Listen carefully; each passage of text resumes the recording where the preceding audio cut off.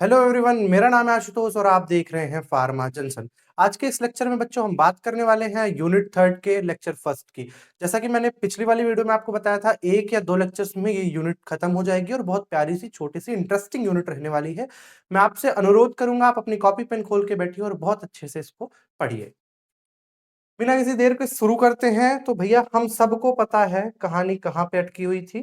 कहानी सर अटकी हुई थी कि हम सेकेंड यूनिट खत्म कर चुके थे और लेक्चर फर्स्ट अब देख रहे हैं थर्ड यूनिट का, जो कि सर आपने बताया था।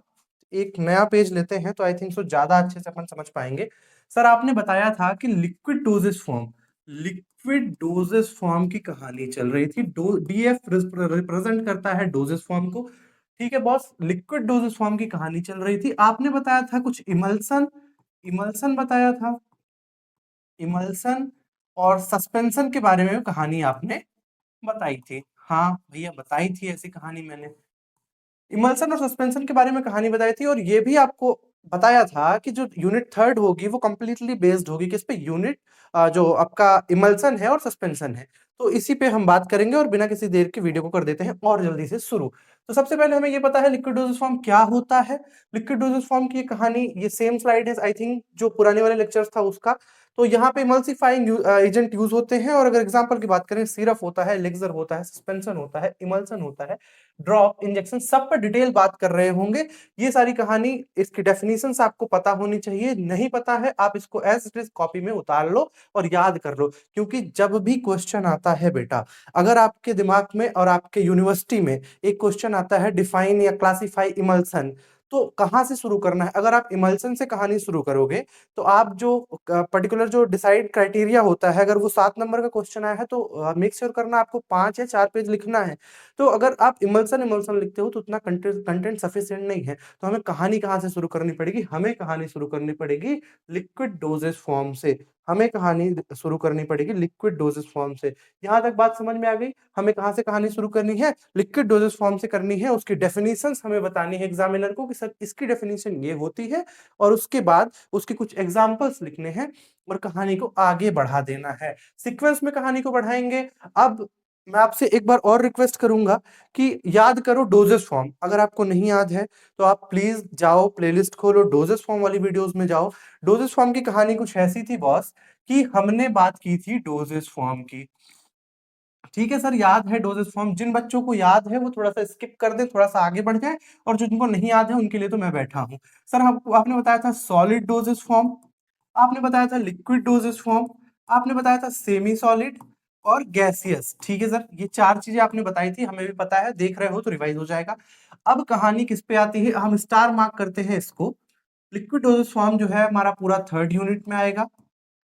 और इंटरेस्टिंग बात है, सेमी सॉलिड जो आएगा, सेमी सॉलिड का कंप्लीट चैप्टर है fourth unit. No, I think so fifth unit, sorry sorry, fifth unit जो है आपकी, वो कंप्लीटली बेस्ड होगी किस पे? सेमी सॉलिड पे। बहुत अच्छे से हम बात कर रहे होंगे सेमी सॉलिड डोजेस फॉर्म पे। यहां तक कहानी हमको क्लियर थी। तो डोजेस फॉर्म के सब टाइप होते हैं liquid dosages form. Liquid dosages form की आगे कहानी हम बात कर रहे हैं। तो यहाँ पे ये थोड़ा सा आई थिंक सो ब्लर हो गया है, लेकिन अगर इस पे बात करें तो ठीक है। अगर क्लासिफिकेशन की बात करें, classification classification of liquid dosages form, तो ये किसमें डिवाइड होता है? फर्स्ट वन इज बच्चे मोनोफेजिक। एक नए पेज पे करता हूं तो ज्यादा समझ में आएगा आपको। लिक्विड डोजेस फॉर्म की कहानी चल रही थी। आप अपने कॉपी में भी ऐसे ही उतारोगे क्योंकि आपको यूनिवर्सिटी में ऐसे लिख के आना है, और जब तक आपके दिमाग में कहानी नहीं बन पाएगी तो आप कुछ नहीं लिख पाओगे। अब याद करने वाला जमाना चला गया ना। आप फिफ्थ में थे तो आपको याद करनी होती थी चीजें कि ठीक है सर, हम एग्जाम्पल याद कर लेंगे, हम डेफिनेशन याद कर लेंगे और एज इट इज जो एनसीईआरटी में लिखा है वो लिख के आएंगे। यहाँ हमारे पास कोई एनसीईआरटी है नहीं, हमारे पास है रेफरेंस बुक। रेफरेंस बुक भी एक सब्जेक्ट के कम से कम 10 रेफरेंस है। तो 10 के तो हमें सब चीजें सब याद हो नहीं जाएंगी, तो हमारे दिमाग में एक इमेज बनना बेहद जरूरी है। तो आगे बढ़ते हैं और लिक्विड डोजेस फॉर्म की बात करते हैं। तो ये कितने टाइप के होते हैं? तो भाई साहब ये होते हैं, first one is monophasic, monophasic and second one is biphasic. Biphasic, ठीक है। अब यहां तक कहानी आपको समझ में आ जानी चाहिए कि सर ने बताया कि लिक्विड डोजेस फॉर्म जो होते हैं वो फर्दर 2 टाइप में डिवाइड होते हैं। First one is liquid biphasic and second one is monophasic. यहां तक कहानी बहुत अच्छे से समझ में आ गई है। अब मैं आपको ट्रिक से याद करा देता हूं, बहुत ज्यादा चीजों को कॉम्प्लिकेट ना करते हुए, क्योंकि एक समय में जब स्टूडेंट था तो मुझे भी कहानी थोड़ी सी अटपटी लगती थी कि बाईफेजिक याद कर लिया, मोनोफेजिक याद कर लिया, अब इसके भी सब टाइप याद करूं, कैसे याद करूं, इतना नहीं होता। क्योंकि अभी बच्चों अभी आपको तो बहुत क्लासिफिकेशन पढ़ने हैं, फार्माकोलॉजी में जाओगे तो कम से कम ऐसे 100-150 क्लासिफिकेशन आपको याद करने हैं। तो उसके लिए आप तैयार हो जाओ। तो सबसे पहले एक ऐसे समझो कि जो मोनोफेजिक है उसके दो टाइप हैं। पहला है इंटरनल, इसका दूसरा है एक्सटर्नल। ऐसी ही कहानी बाईफेजिक की भी है। Internal, internal, external. ठीक है, यहां तक आपको क्लियर होना चाहिए। बाईफेजिक के दो मेजर एग्जांपल होते हैं, क्या? इमल्सन। सर ये इमल्सन सस्पेंशन खत्म हो जाता ना, इमल्सन, और second one is suspension. Sir emulsion suspension खत्म हो जाता है ना तो कहानी खत्म हो जाती। क्योंकि फर्स्ट यूनिट से ही हम समझते आ रहे हैं, सुनते आ रहे हैं कि इमल्सन क्या होता है, सस्पेंशन क्या होता है। यहाँ पे कोशिश करूंगा मैं, ये आपको एक बार चार्ट दिख जाए। अगर दिख जाता है तो बहुत अच्छी बात है। यहाँ पे लिखा हुआ है classification of liquid dosages form, और ये लिखा हुआ है बाईफेजिक लिक्विड डोजेज फॉर्म, और यहाँ पे इंटरनल एक्सटर्नल, जिसके दो एग्जाम्पल होते हैं, एक सस्पेंशन होता है, एक इमल्सन होता है। फर्दर यहाँ पे भी कहानी है, सिरफ, एलेक्सर, इन सब पे बात हो रही होगी। यहाँ पे जो एक्सटर्नली यूज होते हैं, आपको इतनी कहानी तो पता होनी चाहिए। मतलब आप अगर फार्मा करने आए हो तो ये चीजें तो क्लियर हो गई होंगी ना, कि सर इंटरनल क्या होता है, एक्सटर्नल क्या होता है, पता है ना? पता है ना? ठीक है, बहुत अच्छी बात है आपको अगर पता है। एक्सटर्नल क्या होता है? एक्सटर्नल जो हम अपने टॉपिकल लेयर पे अप्लाई करते हैं। ये मेरा हाथ है, यहाँ पे मुझे इस पर्टिकुलर एरिया में पेन हो रहा है, मुझे ऑइंटमेंट लगाना है, तो मैं एक्सटर्नली अप्लाई करूंगा, टॉपिकल अप्लाई करूंगा, समझ रहे हो आप? टॉपिकल अप्लाई करूंगा। तो एक्सटर्नल के एग्जाम्पल क्या हो गए सर? लोशन हो गए, लोशन हो गए, ऑइंटमेंट हो गए, ऑइंटमेंट हो गए। ये हो गए एक्सटर्नल के एग्जांपल। और इधर इसके दो एग्जांपल मैंने आपको बताए, जिसपे अब डिटेल बात करेंगे। अगली वीडियो जो आएगी उस पे हम डिटेल इमल्सन और सस्पेंशन को उठाएंगे, और शायद वहीं पे मैं ये लेक्चर खत्म कर दूंगा। ये चार्ट बेहद जरूरी है आपको, एज इट इज तो नहीं है, थोड़ा सा मतलब इसमें अच्छे से नहीं बना है। मतलब इसके जो ये डायमेंशंस हैं, आप अच्छे से साफ बनाना, अच्छे से लिखना, पेंसिल से हाईलाइट करना, इन चीजों को डार्क करना, अंडरलाइन करना, ये सब अपने आप यूनिवर्सिटी की कॉपी में लिख के आओगे, सेम जैसे लड़कियां अपने ड्राइंग की कॉपी में लिखती हैं। हाँ सर, आगे बढ़ते हैं। जब आगे बढ़ते हैं, डोजेस फॉर्म की ये सारी की चीजें आपने बता दी थी।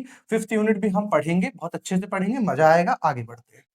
अब मैंने बोला था कि दो पार्ट होते हैं, तो पहला पार्ट क्या है? Monophasic liquid dosages form. हाँ सर, आपने बताया था कि दो पार्ट होते हैं, किसके? लिक्विड डोजेस फॉर्म के और मोनोफेजिक। अब मोनोफेजिक जो टर्म है, मैं चाहता हूं आप पार्ट्स में पढ़ो और बहुत अच्छे से आपको कॉन्सेप्ट लर्न हो जाए। मतलब मैं ये नहीं चाहता कि मैं आपको चीजें रटाऊं। रटाने के लिए बहुत सारे और चैनल हैं, बहुत सारी और गाइड हैं, बहुत सारी आपके पास रेफरेंस बुक है, आपको याद करना होगा।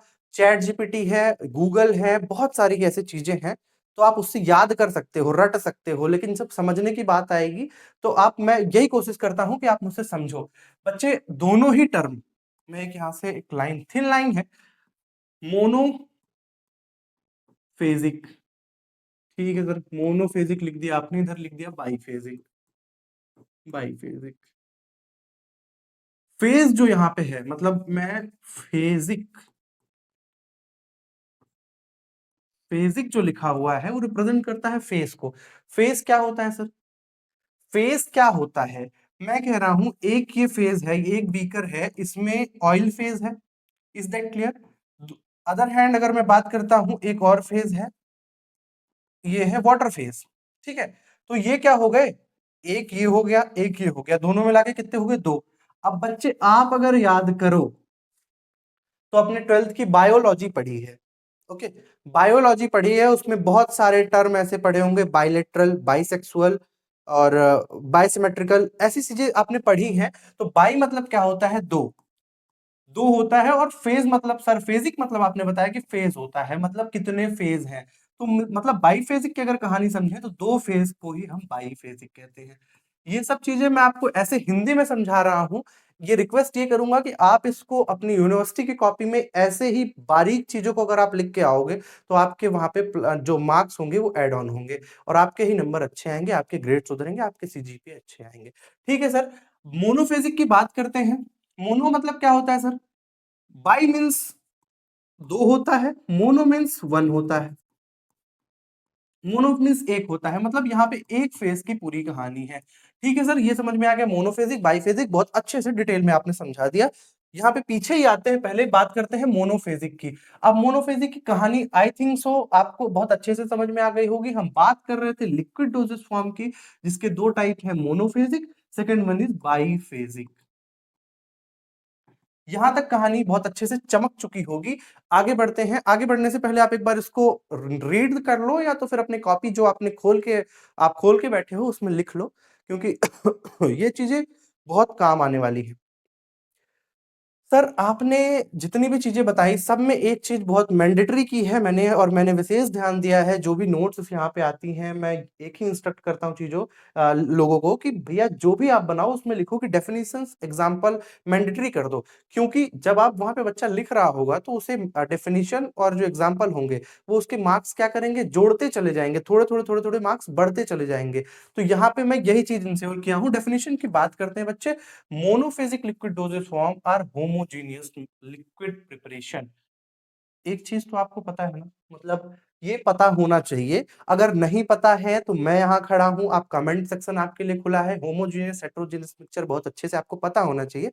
पता है आप मुझे एक बार कमेंट में बता दो, नहीं पता है वहीं पे पूछ लो क्या होता है। मैं बहुत अच्छे से डिटेल में उसको एक्सप्लेन कर दूंगा, वहीं पे समझ में आ जाएगा, गारंटी मेरी है। होमोजेनियस मिक्सचर, जो होमोजेनियस लिक्विड प्रिपरेशन होते हैं, मोनोफेजिक लिक्विड डोजेज फॉर्म की कहानी चल रही थी। ये होमोजेनियस लिक्विड प्रिपरेशन होते हैं, कंटेन क्या करते हैं, एक फेज कंटेन करते हैं।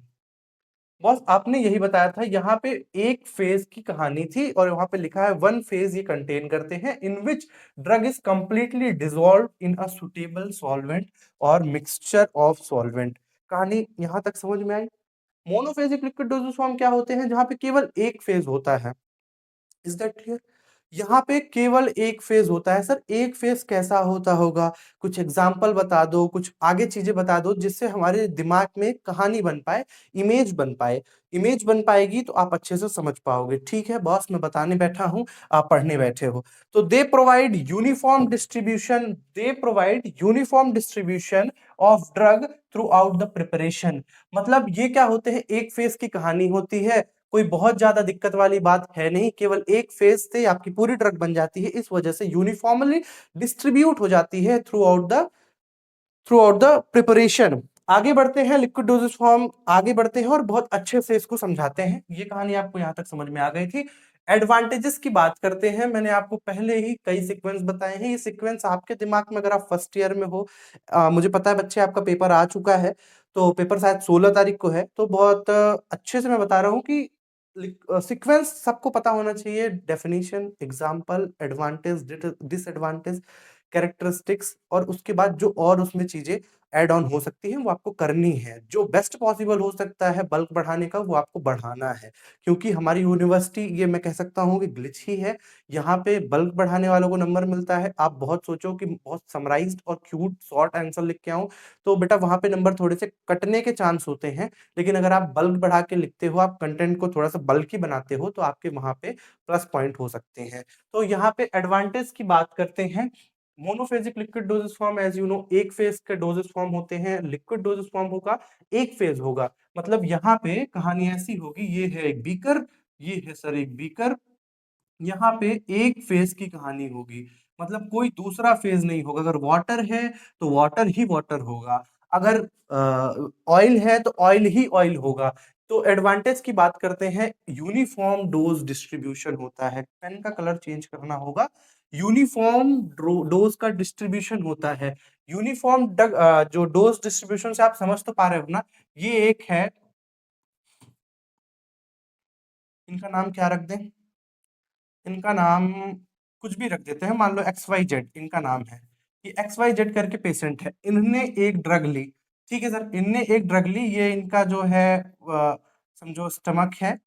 ठीक है, इनने एक ड्रग ली। अब कहानी कहाँ चलती है, मतलब यहाँ पे ड्रग पहुंची, यहाँ पे हमारी ड्रग पहुंची और यूनिफॉर्मली डिस्ट्रीब्यूट हो गई। मतलब जो इन्फ्लाम्ड एरिया है, मतलब दिक्कत अगर इन्हें यहाँ है, इन्हें पेन रिलीफ कोई एनाल्जेसिक खाई है, और अगर इन्हें फॉर एग्जांपल वहां नहीं यहाँ पेन है, तो ये ड्रग यूनिफॉर्मली डिस्ट्रीब्यूट होके यहाँ भी पहुंचे, यहाँ पे भी पहुंचे, और साइट ऑफ एक्शन तक पहुंचे, और कहानी अपनी अच्छे से खत्म करे। मतलब ऐसा समझो कि वो जो पेन है खत्म करे।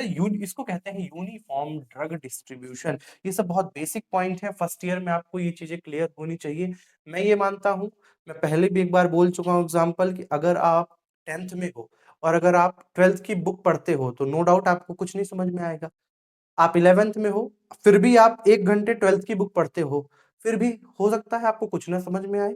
लेकिन जब आप 12th में होगे और आप 12th की बुक पढ़ रहे होगे तो आप फोड़ के रख दोगे। वहां जितने भी बच्चे होंगे उनसे आप क्या होगे, सुपीरियर होगे। इस वजह से मैं कहता हूं जो भी बेसिक पॉइंट है, जो भी फार्मा रिलेटेड टर्म है, वो आपके हैं और आपको पढ़ना है, आप उसके चैंपियन हो। देयर इज नो वन, कोई ऐसा नहीं आएगा जो वो उसको आपको पढ़ाए, आपको खुद पढ़ना है। आप मोर देन सफिशियंट हो, ठीक है। यहां तक समझ में आ गया। तो एक चीज बहुत अच्छे से समझ में आ गई होगी कि यूनिफॉर्म डोज का डिस्ट्रीब्यूशन क्या होता है। इजिली इजी एडमिनिस्ट्रेशन, एडमिनिस्ट्रेशन से ये केवल कॉलेज में एडमिशन वाली बात नहीं होती। एडमिनिस्ट्रेशन मतलब मैंने जो कि बताया कि ये एक अगर पेशेंट है, पेशेंट ये है, इसने जो दवाई ली, एक्सेप्टेबिलिटी मतलब जो ये लेने की, मतलब जैसे हम सिरप को क्या करते हैं, पीते हैं, ठीक है, एडमिनिस्टर करते हैं, एडमिनिस्टर करना ही वो बहुत इजी हो जाता है। दैट्स वाई ये इसका एग्जांपल है। तो पहला एग्जांपल हो गया यूनिफॉर्म डोज डिस्ट्रीब्यूशन, दूसरा हो गया इजी एडमिनिस्ट्रेशन। तीसरे की अगर बात करें तो होगा बच्चे suitable for patient which with swallowing difficulty. ऐसे पेशेंट जिनको स्वेलो करने में दिक्कत होगी। कुछ ऐसे पेशेंट होते हैं जिनको पर्सनली कि जैसे दवाइयां स्वेलो करना बड़ा कठिन हो जाता है, या कोई चीज भी स्वेलो करना बड़ा कठिन हो जाता है, तो उस केस में जो मोनोफेजिक लिक्विड डोजेस फॉर्म है, बच्चे मोनोफेजिक लिक्विड डोजेस फॉर्म आप समझ पा रहे हो ना, एक फेज की कहानी होती है। अब एक फेज की कहानी आप खुद समझो कि जो आपका इंजेक्शन होता है, जो कभी आपको मतलब बहुत तेज फीवर चढ़ी हो, फीवर आई हो, तो आप एंटीपायरेटिक, एंटीपायरेटिक क्या होता है, एंटीपायरेटिक जो दवाइयां आपके फीवर को कम करे, आपके बॉडी टेम्परेचर को कम करे, उसको कहते हैं एंटीपायरेटिक ड्रग। जो दवाइयां आपके पेन को कम करे उसको कहते हैं antipyretic, anti analgesic drug, sorry, analgesic drug. Okay, so pyretic drug और analgesic drug, so sorry, pyretic drug और एनाल्जेसिक ड्रग। तो यहाँ पे बात करते हैं कि सुटेबल किसके लिए होता है, जिनको स्वेलो करने में डिफिकल्टी होती है, उन पेशेंट के लिए ये कहानी थोड़ी सी आसान हो जाती है, उनके लिए ये प्लस पॉइंट हो जाता है। और यही होता है मोनोफेजिक लिक्विड डोजेज फॉर्म का क्या फायदा। फायदे नुकसान की बात कर रहे थे, तो फास्टर एब्जॉर्प्शन होगा compare to solid solid dosages form.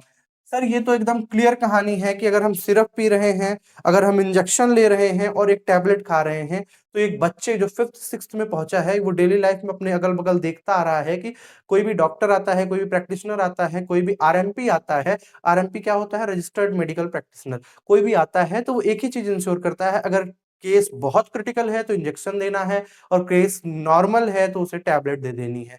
क्यों ऐसा करता है, क्योंकि क्रिटिकल केस में हमें इंस्टेंट रिलीफ चाहिए, इंस्टेंट एब्जॉर्प्शन चाहिए, इंस्टेंट क्या चाहिए, एब्जॉर्प्शन चाहिए। तो इसमें फास्टर एब्जॉर्प्शन किसमें होता है, मोनोफेजिक लिक्विड डोजेज फॉर्म में, दैट इज क्या होता है, वो इंजेक्शन दिया जाता है। तो ये इसके एडवांटेज हो गए। आप अपनी कॉपी में ये सारी चीजें लिखते जाना। आगे बढ़ते हैं भाई साहब, आगे बढ़ते हैं। तो इसके फायदे और नुकसान की बात हो गई है। नुकसान में बहुत डिटेल में इसलिए नहीं कर रहा हूं क्योंकि काफी बड़ी यूनिट है। हर चीज के फायदे नुकसान आप अपना, आप इतने खुद स्वयं सक्षम हो कि ये चीजें अब आपको समझ में आ रही होंगी, क्योंकि मैंने कहानी फॉर्मेट में पढ़ाने की कोशिश की है। ठीक है, अब बात करते हैं टाइप्स ऑफ प्रिपरेशंस। किस टाइप की प्रिपरेशंस होती हैं, एक बार इस पे आप नजर डालो, हो सके तो आप इसको लिख लो क्योंकि बहुत जरूरी है। ठीक है, मैंने कोशिश की है कि ऐसे ही इसकी प्रिपरेशन जो मोनोफेजिक लिक्विड डोजेस फॉर्म है, मतलब मोनोफेजिक लिक्विड डोजेस फॉर्म है, उसके आपके लिए ऐसे 10 एग्जांपल लाया हूं।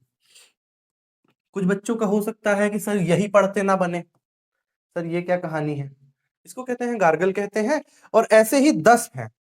ठीक है, तो मैं आपसे रिक्वेस्ट करूंगा कि 10 में से आपको 5 तो याद होने चाहिए, तो आप 5 अपने हिसाब से आप इसको चॉइस कर सकते हो कि कौन-कौन से मुझे टाइप्स में लिखने हैं मोनोफेजिक लिक्विड डोसेज फॉर्म में, क्योंकि कहानी आनी ज़रूर है।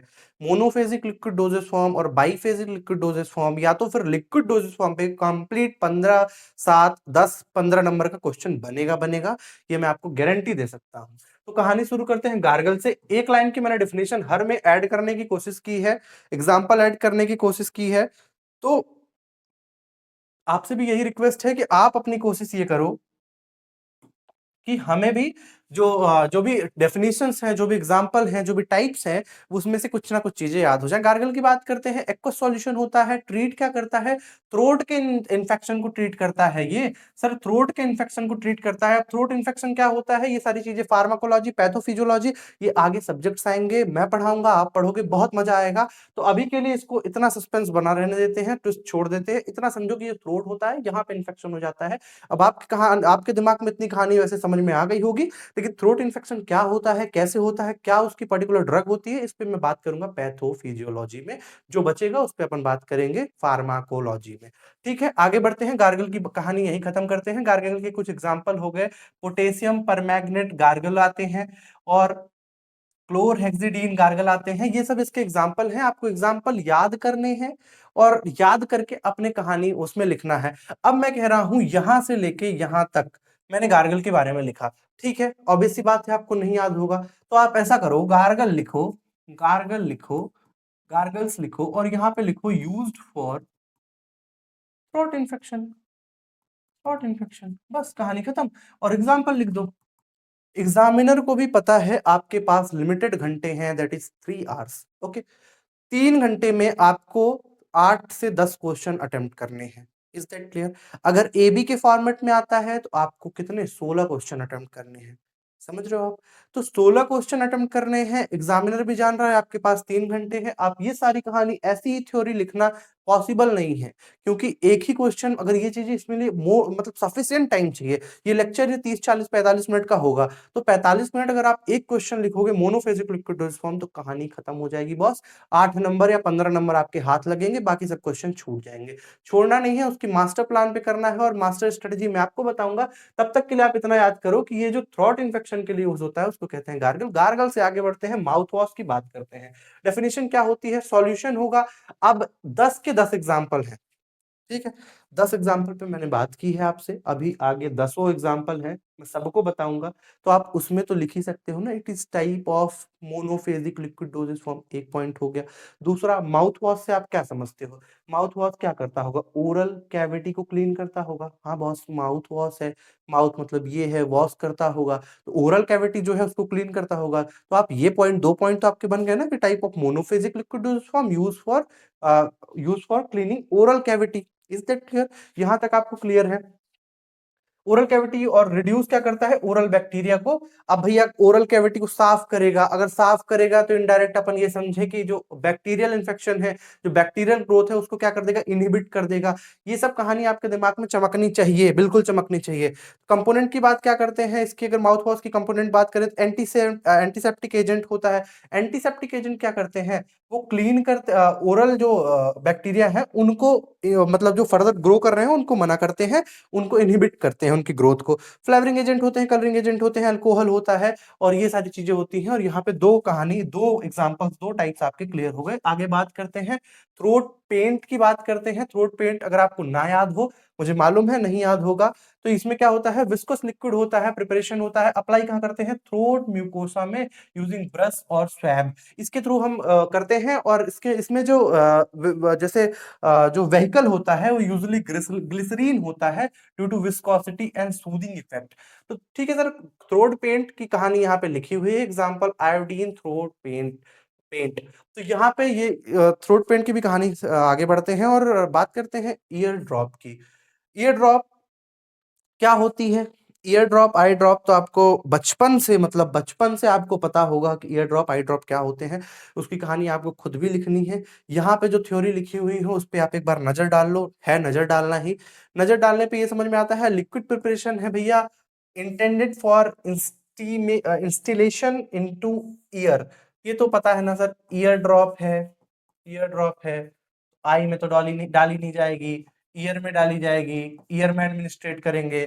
तो वही भैया ये चीजें समझ में आ गई। क्या करता है, sterile, non sterile depending on formulation, non irritating होना चाहिए, आइसोटोनिक होना चाहिए, व्हीकल क्या होता है, ग्लिसरीन होता है, प्रोपाइलिन ग्लाइसॉल होता है, ऑयल होते हैं। ये सब कहानी आपको मतलब अगर आपके हिसाब से सही लगे तो पढ़ लो आप। आगे बढ़ते हैं, आगे बढ़ते हैं। मैंने बताया कि 10 एग्जांपल है। तो नेजल ड्रॉप है, नेजल ड्रॉप क्या करता है, नेजल ड्रॉप को हम एडमिनिस्टर करते हैं, नेजल कैविटी में करते हैं। लोकल इफेक्ट देता है, सिस्टमिक इफेक्ट देता है। बॉस इफेक्ट भी दो टाइप के होते हैं, local effect, systemic effect. Local effect क्या होता है, एक पर्टिकुलर एरिया को नम कर देना या एक पर्टिकुलर एरिया में काम करना, उसको कहते हैं लोकल इफेक्ट।